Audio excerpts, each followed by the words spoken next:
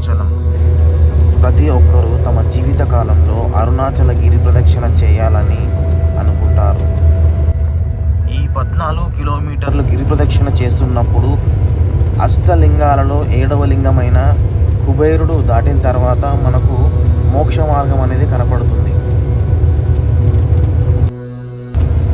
మోక్ష మార్గం దగ్గరకు వచ్చేసరికి మన గిరి ప్రదక్షిణ 80% కంప్లీట్ అయి ఉంటుంది. ఈ మోక్ష మార్గం గుండా బయటికి రావడం ద్వారా మోక్షం లభిస్తుంది.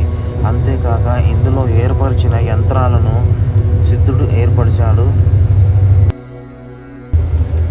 వీటి వల్ల మనకు అలసట, కాళ్ళ నొప్పులు అన్నీ పోతాయి.